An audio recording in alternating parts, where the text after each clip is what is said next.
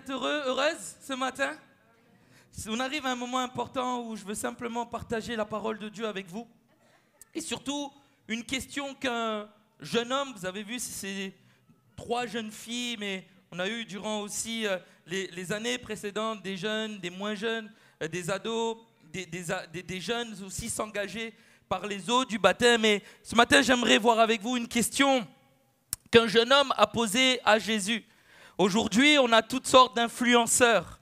On a des influenceurs pour le sport, on a des influenceurs pour le gaming, on a des influenceurs pour la santé, pour le coaching, etc., etc. Et je crois que le meilleur des influenceurs pour chacun d'entre nous, je crois que le meilleur des influenceurs pour cette jeunesse, pour ces ados, c'est simplement Jésus-Christ. Ok, on peut avoir des conseils, on peut avoir du coaching pour pour la santé, etc., pour le sport et autres, mais je crois que pour notre vie spirituelle, le meilleur des coachs, pour notre vie spirituelle, notre vie ici-bas, mais aussi notre vie dans l'au-delà, si je peux lui dire comme cela, c'est simplement notre Seigneur Jésus. Et un jeune homme va venir voir Jésus et lui poser cette question. Il a fait le bon choix en venant vers Jésus poser cette question. Il va lui dire: Maître, que dois-je faire de bon pour avoir la vie éternelle? Dans un autre évangile, on peut lire la même demande. Bon maître, lui demanda-t-il, que dois-je faire pour hériter la vie éternelle? Ce n'était pas des conseils sur la cuisine qu'il voulait, ce n'est pas une influence sur le gaming et autre chose, des choses d'ici-bas que ce jeune homme voulait. Ce que ce jeune homme voulait savoir, c'était la vie éternelle. Et cette question, je crois qu'elle est dans le cœur de beaucoup comme ce jeune homme. Que dois-je faire pour avoir accès à l'éternité? Et cette question de ce jeune homme nous rappelle une parole importante de l'Écriture, c'est que Dieu a mis dans le cœur de l'homme la pensée de l'éternité. Peut-être cette question ne s'est pas réveillée dans votre cœur, mais d'ici quelques années, vous l'aurez. Que dois-je faire pour hériter la vie éternelle? Il y a dans notre ADN, il y a dans notre cœur la pensée de l'éternité. L'éternité symbolise ce qui est privé de durée, ce qui est privé de temps. Et ce jeune homme était convaincu qu'au-delà d'une vie naturelle, il y avait quelque chose, une vie que l'homme ne possédait pas, une vie qui est éternelle. Oui, j'aimerais dire à quelqu'un ce matin, il y a une vie éternelle après la mort. Soit la vie éternelle avec Dieu, le Créateur, le Sauveur des hommes, le don de Dieu en la personne de Jésus-Christ. Ou soit la vie éternelle loin de Dieu, dans la perdition, dans le feu éternel qui ne s'éteint point. La Bible nous parle des 2 options. Et ce matin, c'est sur ces 2 options que j'aimerais vous parler. Oui, comme ce jeune homme, si tu as désir de connaître la vie éternelle, mais il faut savoir où vas-tu la passer, cette vie où il n'y a plus de temps, où le temps est infini. Et face à cette question de l'éternité, nous avons besoin, comme ces 3 jeunes filles vous l'ont partagé, de recevoir la vie de Dieu en la personne de Jésus. Seul Jésus est en mesure de nous donner cette vie. Si nous l'acceptons, et c'était la première question que j'ai posée à Léona, Amina et Brittany, est-ce que vous avez fait de Jésus votre sauveur? Oui, tout le monde le dira, oui, je crois qu'il est mort pour moi, mais est-ce que vous avez fait de lui votre Seigneur? C'est la question la plus importante et je vous invite ce matin à y songer. Comme ce jeune homme, que faut-il faire pour avoir la vie éternelle? Si ma vie, si le souffle de vie qui m'a été donné à ma naissance s'arrêtait, où vais-je passer l'éternité? Ce temps infini. Et ce matin, j'aimerais vous inviter dans ces quelques minutes qui sont là à y penser. Parce qu'après, il sera trop tard. Une pensée pour chacun d'entre vous. Après, il sera trop tard. C'est maintenant. Ce jeune homme qui est venu voir Jésus, la Bible nous dit qu'il s'est mis à courir et qu'il s'est jeté aux pieds de Jésus. Pour lui, le temps était compté. Que ce soit dans les témoignages de Léona, d'Amina et de Brittany, il y avait un désir. Elle ne voulait pas perdre de temps. Jésus, j'ai besoin que tu me parles. Jésus, pour Amina, j'ai besoin que tu répondes à mes prières. Pour Léona, Jésus, j'ai besoin de te rencontrer. Il y a une peur qui est là. Pour Brittany, c'était la même chose. Une faim qui est venue de Dieu lorsqu'elle a lu la parole de Dieu. Ces trois jeunes filles savaient que le temps, il fallait un temps bien précis. Et c'est maintenant. Et l'Écriture nous dit, cette parole, je crois que c'est pour quelqu'un ce matin. Souviens-toi de ton Créateur pendant les jours de ta jeunesse. Il y a des jeunes parmi nous ce matin? Et des jeunes plus. Tout le monde est jeune ce matin dans ce lieu, non? Alors cette parole, elle est pour toi. Souviens-toi de ton Créateur pendant les jours de ta jeunesse. Car la jeunesse et l'aurore sont vanité. Cet homme va venir devant Jésus, peut-être comme toi ce matin, mais finalement mon cœur est vide. Finalement, je sais qu'il y a une vie après la mort, je sais qu'il y a quelque chose qui va se passer, mais j'ai l'impression d'être vide dans mon cœur. J'ai tant d'angoisse, j'ai tant de difficultés, j'ai tant de soucis. Est-ce qu'il y a vraiment un Dieu qui existe? Beaucoup se posent la question, mais où vais-je aller? Où vais-je aller? Et Jésus va répondre à cet homme sur 2 points. Jésus va lui dire à cet homme, pourquoi m'appelles-tu bon? Il n'y a de bon que Dieu seul. Jésus est en train de dire à cet homme qui est là, toi tu m'appelles bon. Et en fait tu as raison de le dire, parce que personne n'est bon. À cause de la chute de l'homme, aucun homme n'est bon. Le seul qui est bon, c'est Dieu. L'homme est une création particulière. Et je sais que les jeunes, je sais même peut-être les moins jeunes, luttent avec cette pensée d'avoir été créés par Dieu. Pourquoi je suis sur la terre? Pourquoi on m'a créé? Pourquoi ma mère m'a donné vie? Pourquoi, si c'est pour vivre toutes ces difficultés? Et vous avez entendu ces différents témoignages, il y a des parcours de vie tellement différents. Et à un moment donné, on se pose la question, mais pourquoi je suis sur la terre? Pourquoi je vis toutes ces choses? Mais la Bible dit, tu es une créature merveilleuse. Est-ce que tu peux dire à la personne à côté de toi, bon, même si tu ne la connais pas, hein, tu es une créature merveilleuse. Tu es une créature merveilleuse. L'homme,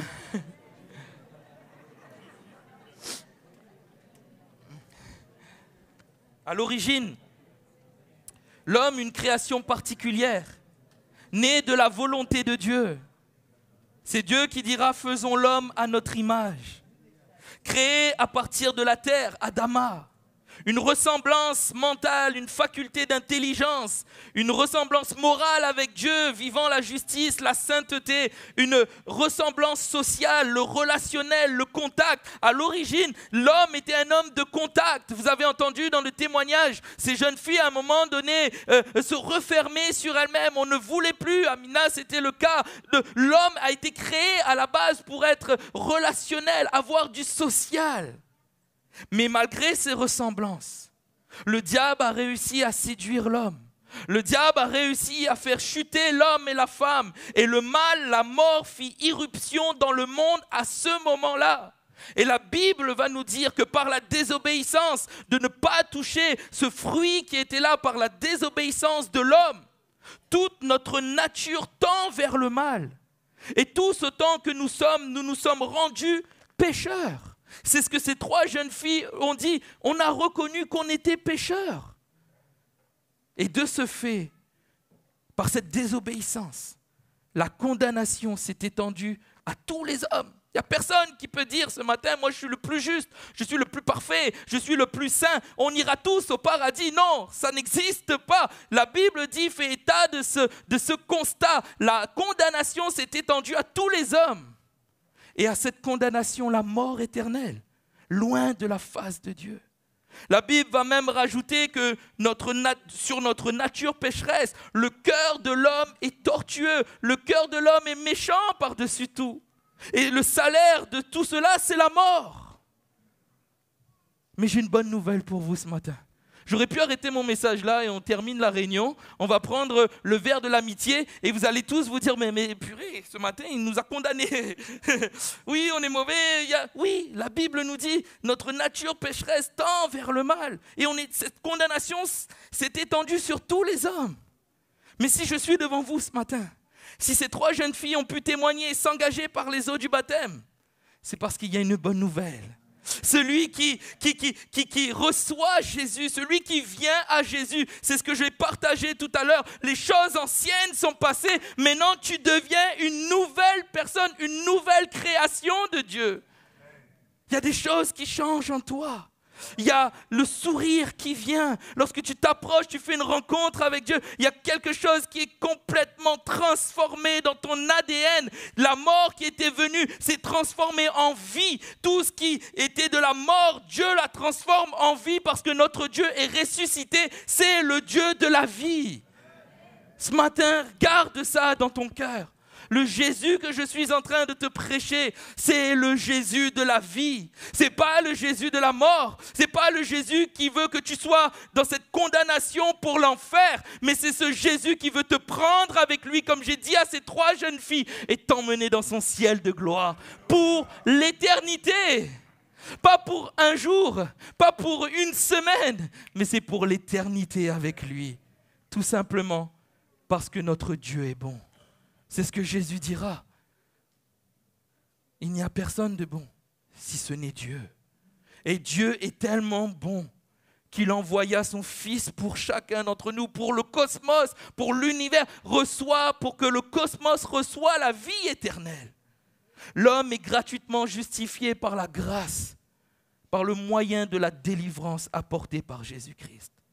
Et je crois que si toi, ce matin, tu es dans une prison, je crois que ce matin, si tu vis des obstacles, ce matin, si tu vis toutes sortes de choses, même de forteresses dans tes pensées, dans ton cœur, des blessures qui ne se sont pas refermées, une guérison peut-être intérieure que tu attends, je crois que le Jésus que je suis en train de prêcher, par son sang, est en mesure de te donner la délivrance. Ce Jésus est en mesure de te sauver. Ce Jésus est en mesure de te guérir. L'Éternel est bon. J'aimerais vous donner cette promesse de Jésus. Il dira que votre cœur ne se trouble point. Croyez en Dieu, croyez en moi. Il y a plusieurs demeures dans la maison de mon Père. Si ce n'était pas, je vous l'aurais dit, je vais vous préparer une place. C'est ce que j'ai dit à ces 3 jeunes filles. Il est mort, mais il est ressuscité et il revient nous prendre avec lui. Il s'en est allé nous préparer une place. Et regardez cette merveilleuse promesse. Lorsque je m'en serai allé et que je vous aurai préparé une place, je reviendrai. C'est pour toi ce matin. Jésus va revenir et je vous prendrai avec moi, afin que là où je suis, vous y soyez aussi. Hériter la vie éternelle, c'est tout simplement comme ces 3 jeunes filles, accepter notre condition d'être pécheur, qui a tout simplement besoin d'une libération. Vivre une repentance, c'est-à-dire un changement. Ces 3 jeunes filles vous l'ont dit, et elles pensaient d'une certaine façon, elles vivaient d'une certaine façon. Il y avait des choses qui ont pris place dans leur vie, mais dès qu'elles ont rencontré Jésus, dès qu'il y a quelque chose, dès que ce Jésus s'est révélé à elles, elles ont fait demi-tour, il y a quelque chose qui s'est passé dans leur vie. C'est un changement radical de vie, et je crois que c'est ça, de ce dont tu as besoin. Vis une repentance. Même là, pendant que je suis en train de parler, vis dans ton cœur. Jésus, je veux changer de vie. Jésus, je veux te rencontrer. Si tu le cherches, je l'ai dit tout à l'heure, de tout ton cœur, il se révélera à toi. Et lorsque tu vis cette repentance, et lorsque tu confesses Christ comme ton Seigneur et ton Sauveur, tu as cette merveilleuse promesse d'hériter la vie éternelle. Cette vie, ici-bas, va se terminer, je ne sais pas dans combien de temps. Et on fait tellement de choses dans notre vie ici-bas. Mais il y a une vie plus importante. C'est la vie éternelle. Et c'est ce que Jésus va dire, le deuxième point qu'il va dire à cet homme. Jésus va lui dire, en le regardant, en l'aimant, Parce qu'il va dire, mais moi je viens à l'église, moi j'ai fait ci, moi j'ai suivi les commandements, mais moi je ne suis pas pécheur, moi ci, moi ça, etc. Et Jésus, malgré, voilà, Jésus va l'aimer. Et je crois qu'il y a un regard d'amour sur ta vie ce matin. Ce n'est pas mon regard, ce n'est pas un regard humain, mais c'est un regard divin sur ta personne. Sur qui tu es. Et tu vas dire, oui, mais moi j'ai fait ci, moi j'ai fait ça. Qui pourrait me pardonner? Mais peu importe, il y a un regard d'amour de Jésus sur ta vie ce matin. Un regard d'amour.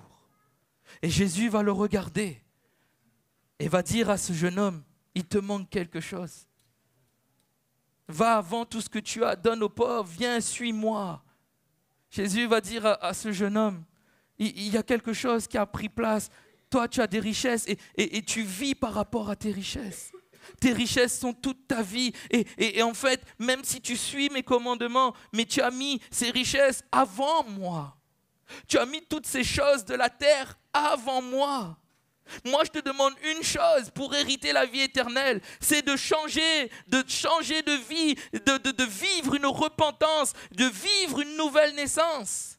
Mais ce que je te demande aussi, c'est de me mettre en premier dans ta vie. Ce jeune homme avait des richesses. Et Jésus va lui dire, mais ce n'est pas complet, tu n'es pas fini, même si tu as fait toutes ces choses, tu as suivi les enseignements religieux. Moi, ce n'est pas ce que je te demande. Je te demande de me mettre à la première place.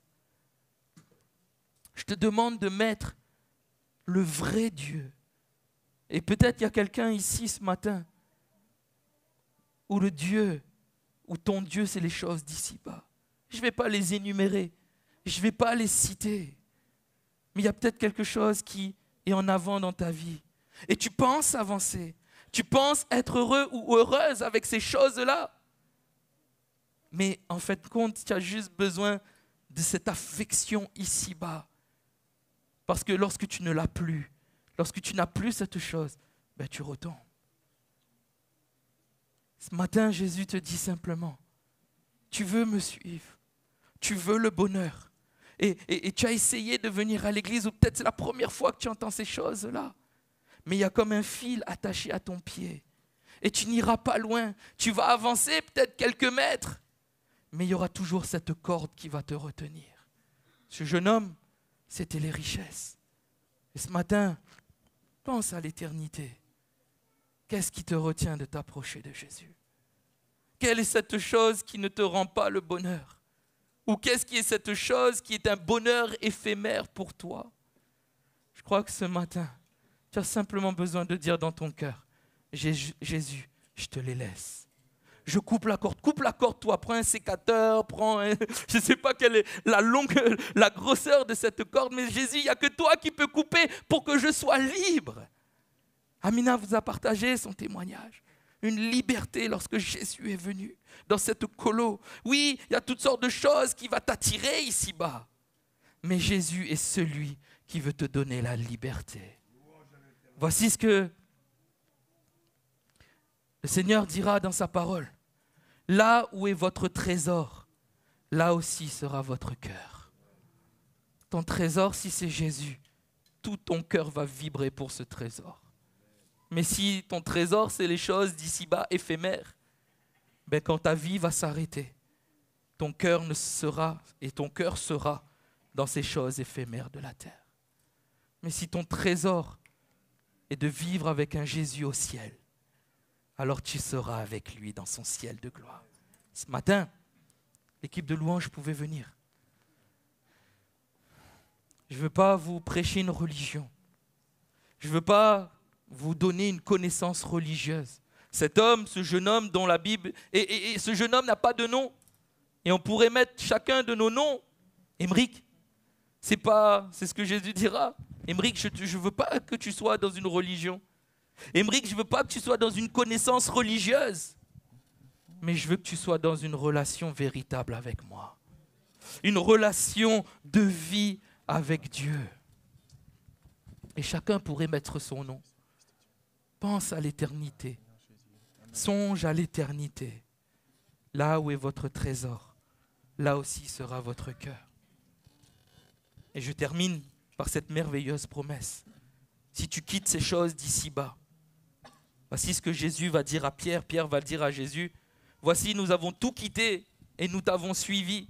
Et c'est une promesse pour ces 3 jeunes filles. Vous avez quitté des choses de la terre ici-bas.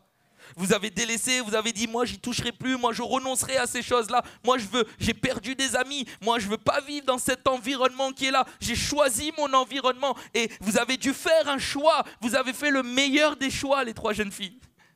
Le meilleur des choix. Un choix de suivre Jésus. Et Jésus va répondre à Pierre. Et c'est pour vous une promesse. Je vous le dis en vérité, il n'est personne qui, ayant quitté à cause de moi et à cause de la bonne nouvelle, sa maison ou ses frères, ses sœurs, sa mère, son père, ses enfants ou sa terre, ne reçoivent au centuple présentement dans ce siècle-ci des maisons, des frères, des sœurs, des enfants, des terres, avec des persécutions et dans le siècle à venir, la vie éternelle. Si tu suis Jésus, si tu prends la décision de suivre Jésus maintenant, à l'instant même, dans le siècle à venir, tu hériteras la vie éternelle. Est-ce qu'on peut baisser nos têtes? L'équipe de louange pouvait prendre ce chant que vous aviez prévu. Et je veux simplement faire un appel ce matin. Si toi tu recherches le vrai bonheur, l'appel va être très court.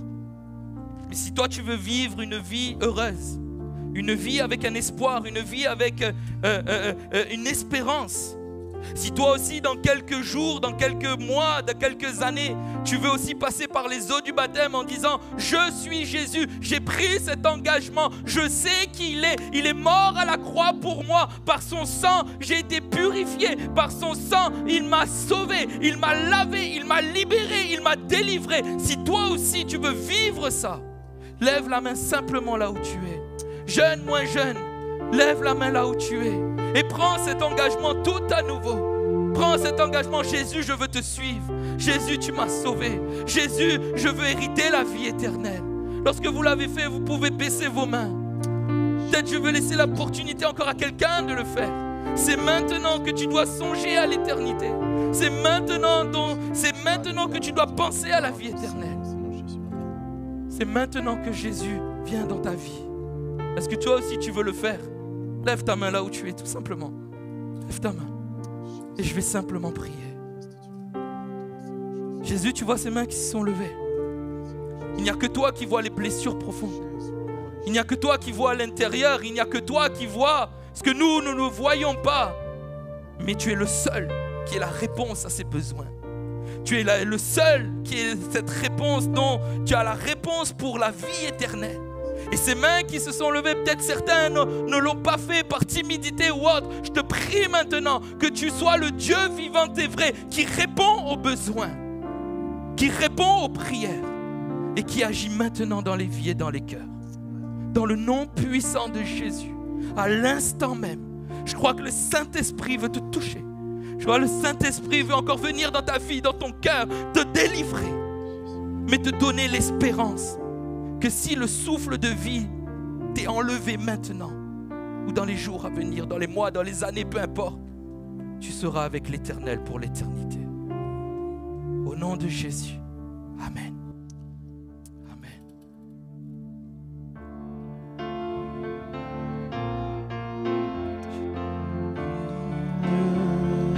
Je vous invite à vous lever.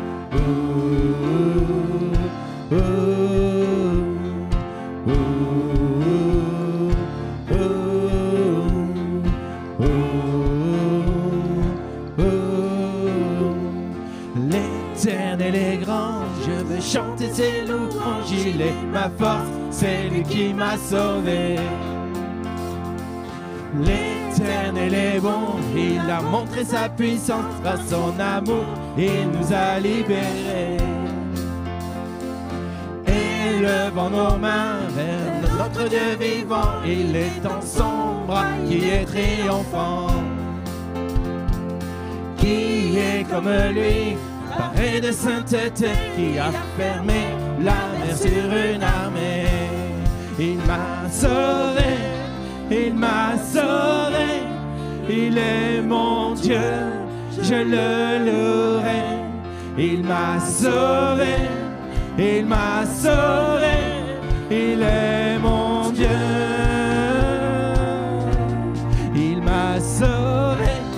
il m'a sauvé, il est mon Dieu, je le louerai.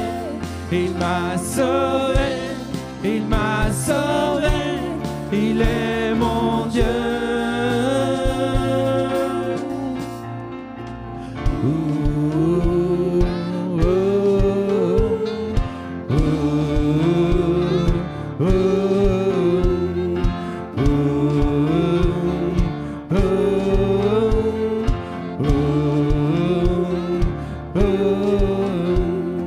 L'Éternel est grand, je veux chanter ses louanges, il est ma force, c'est lui qui m'a sauvé.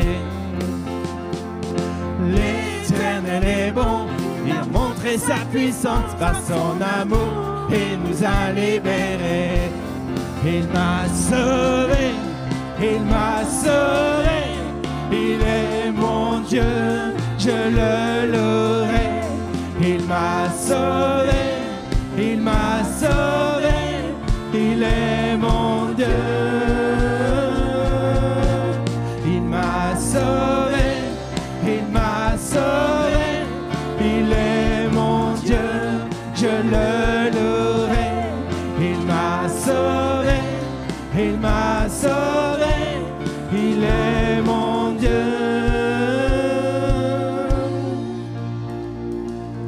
Je chante ça avec toi, je danse ça avec toi, je proclame ça avec toi, c'est lui qui m'a sauvé. Je chante ça avec toi, je danse ça avec toi, je proclame ça avec toi, c'est lui qui m'a sauvé. Je chante ça avec toi, je danse ça avec toi, je proclame ça avec toi, c'est lui qui m'a sauvé. Oui, je chante ça avec toi, je danse ça avec toi, je proclame ça avec toi, c'est lui qui m'a sauvé. Il m'a sauvé, il est mon Dieu, je le louerai. Il m'a sauvé, il m'a sauvé, il est mon Dieu. Il m'a sauvé, il m'a sauvé, il m'a sauvé, je le louerai. Il m'a sauvé, il m'a sauvé, il est mon Dieu. Il m'a sauvé, il m'a sauvé, il m'a sauvé, il est mon Dieu, je le louerai. Il m'a sauvé, il m'a sauvé, il est mon Dieu.